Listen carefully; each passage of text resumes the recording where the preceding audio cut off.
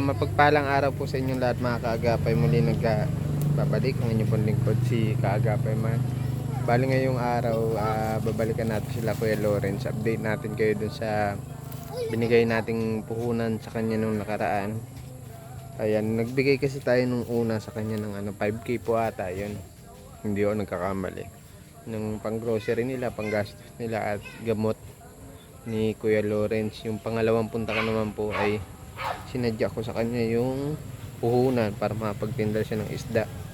At nagbili din tayo ng konting grocery nun. Yan, shoutout nga po pala kay Ma'am D na nagbigay ng nakaraan sa kanya. Maraming salamat po.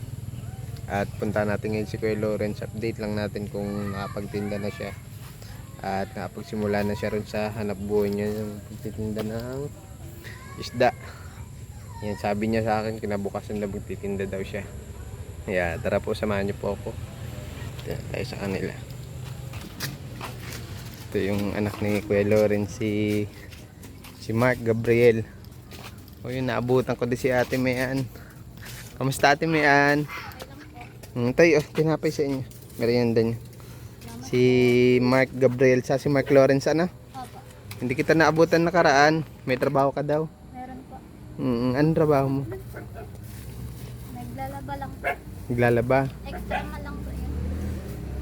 Ano lang pag may gawa, may Opo, at may ano po. patawag lang sa'yo. Wow, sa bagay.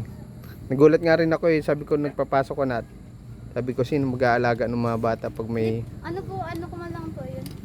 sideline lang. Kasi may daycare po ako. Ano yung lingguhan? Parang ganun? Hindi. Parang ano lang po, pag may ano. Patawag. Lang po. Kamusta saan si Kuya Lawrence? Wala ako, nasa munisipyo. Anong ginagawa? Ano po, sinama po sa nung taga din po sa dulo. May relief daw po. May relief.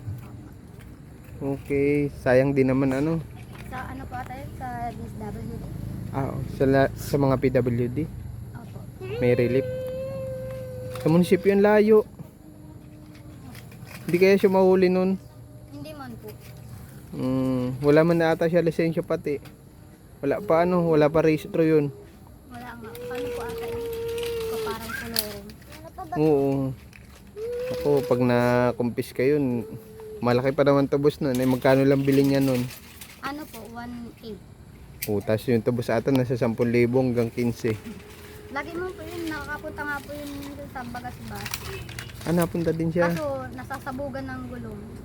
Luma na nga yung mga gulong niya Nasira nga po yun. Inaayos niya. Pinaayos niya, napagawa niya na. Okay, Natubos very niya good. nga. Kamusta, nakapagtinda na siya? Hindi po.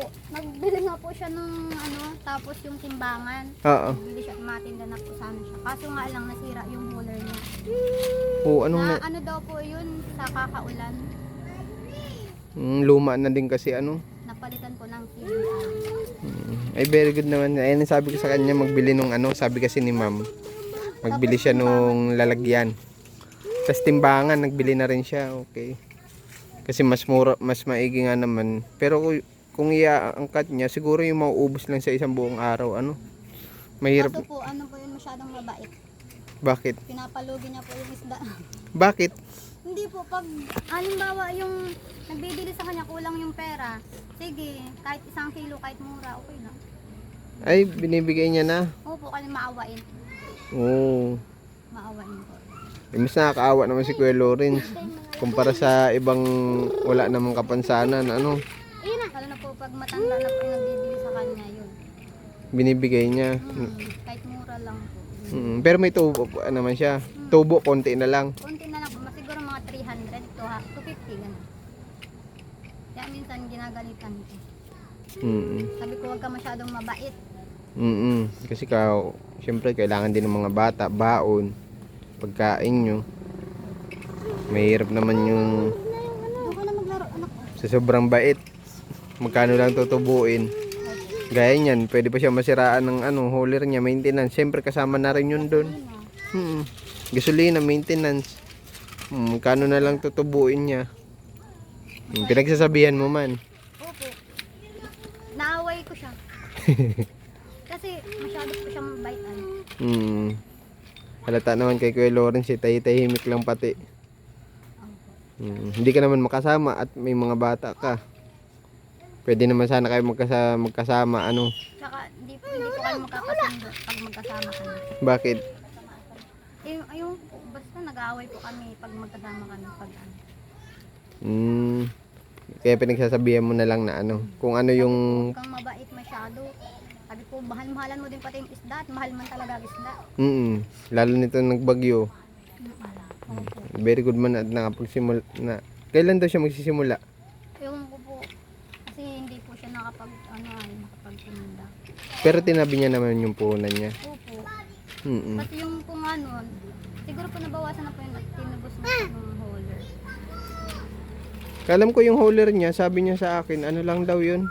Hindi naman daw kanya. Alam ko yung hauler po. Oo, Ay, yung yung sidecar po. sidecar? Hindi po yung sa kanya. Yung Kaya- motor lang po ang sa kanya. Parang hiniram lang. Kasi parang binuo lang yun para sa mga kalakal eh. Parang inunti-unti ni Kuya Lawrence. Opo. Kala ko sa kanya yung hauler na yun. Mahal din magpagawa kasi ng hauler eh, pasadya. Siya nga pala, pinapatanong ni ma'am nung nakaraan, si Ma'am D. Si Ma'am D kasi nagbigay nun. Nung grocery sa inyo, nabuta mo dito. Tapos nung una, nagbigay ko ata sa kanya 5,000. Nagbili kayo ng bigas, sabi ko siguraduhin niyo yung bigas eh. Opo. Tapos nung pangalawa, Nag-budget. tapos nagbigay ako nung nitong huli, nung 5,000 na puhunan. Tapos yung grocery doon sa mga bata at wala nga pagkain pag naabutan ko. Wala silang meriendahan. Ginabaon po nila ng biscuit. Meron pa man sila natira. Wala na po. Ubus. Pinangbabaon po. Tapos meriendahan pa nila ano. Pero at least nakatabi pa lang yung puhunan. Ano? Sabi niya kasi sa akin, magtitinda na lang daw siya isda kaysa parang mga lakal. Nagtitinda na po yun. Nagtitinda na talaga siya. Nagtitinda na po talaga siya. Nito lang ilang araw. Po. Ngayon lang po yung Ngayon lang. mga ano po baga, maulan. Kaya hindi po siya nakakapag. Sabi niya kasi sa akin, kinabukasan matinda daw siya. Hindi po siya na nakatinda at grabe po ang lagnat niya tapos Oo nagkakit nga. yung likod tapos yung hindi niya hanggang sakit din. Tapos pag nahakbang siya hanggang dito ang sakit sa may kaluran. May iniinda pa siya nun. Pahinga ka na muna at may ano ka naman. Matamlay nga siya nung kausap ko noon nung nakaraan. May trangkaso po. Sabi ko siya nagbabantay sa mga bata. Nagpasok ito? Mga bata. Nadating ko lang po yun. Layo din ang school nila ano? Naglalakad lang yung mga yan? Opo, minsan po pinapasakay po na libre na lang. Oo. Pero bihira kasi nadaan dito ng mga toda eh no? Hatidan naman po namin yan ng pagkain. Parang hindi na po sila umuwi. Okay. Layo. Doon pa yan sa elementary doon. Basta malayo mga kagapay. Nilalakad nito mga bata.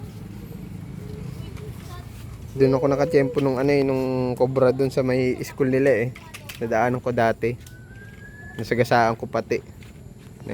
Gumaganon sa kalsada kaya sabi ko delikado sa mga bata. School pati. Natakbo po pati yan. Uy, huwag mo ano yan. At least ngayon, yan na lang man no, ako lang niya no, timbangan tas ano no. Nandiyan na? Ayan na si Papa! Diyan na daw si Kuya Lawrence. Nandiyan na po si Papa. Galing dun sa sa munisipyo. Puntahan natin si Kuya Lawrence. Hindi naman siya agad makababa at kaya pa ito si Kuya Lawrence.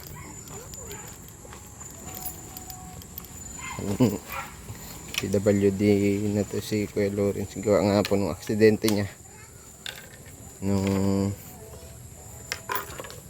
last 2 years ata yun. 2 years na.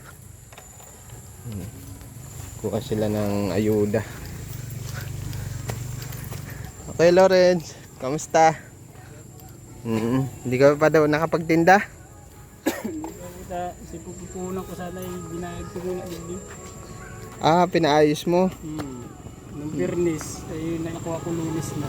Okay. Tira pa naman sa puhunan mo. Ano po, inano ko na po yung timbangan. Binilalo ko timbangan. Timbangan. Pero makapagtinda ka pa? Nahanap ko muna kung Okay. puhunan. Galing pa ako sa munisipyo yun. Nagkuha ka nga daw nung ano? Nung... Uy, uy. Baka masagasaan. Anong pinagawa mo dito sa hauler? Pinaralitan po ng wiring tapos yung DIB. Tapos yung ano, ang tawag dito. Yung spark plug. Plug. Kasi pinaikot na siya eh. Mm. Tapos nilinisan din po basa po yung loob. Tapos puruan na ng carbon. Ano na yung carbon. Buti naabutan kita pati. Paano yan? Di ka pala nakapagtinda. Ano po muna, dilinsya lang po ang pangalan. Pero nakapagtinda ka ng nakaraan. Hindi, hindi pa. Hindi pa. Kasi alas pinahit na din po sa ating bahay. Sa utang. Kaya, Nakita ko din nagbili ka na daw nung ano, nung styro.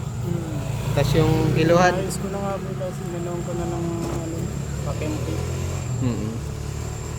Para kung ano, may lalagyan ako.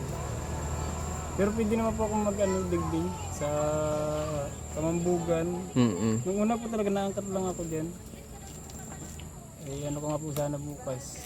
Yun lang at na Kaangkat lang. sa bagay kasi nung nakaraan sabi natin sa kanya paayos yung iba. Yung ibang sira. Kaya lang ayun. Repair na napunta at dun sa mga gamit. O, paano kay Lawrence mapunta na ako ha? At hapon na din ano? Ingat kayo ha. May dala lang akong content tinapay dyan sa mga bata. Sabi ko update ko kayo. Sabi ko kung kumusta na si Kuya Lawrence. Ano? Siya po. Sige Kuya Lawrence ha. Thank you. Sige po. Salamat po.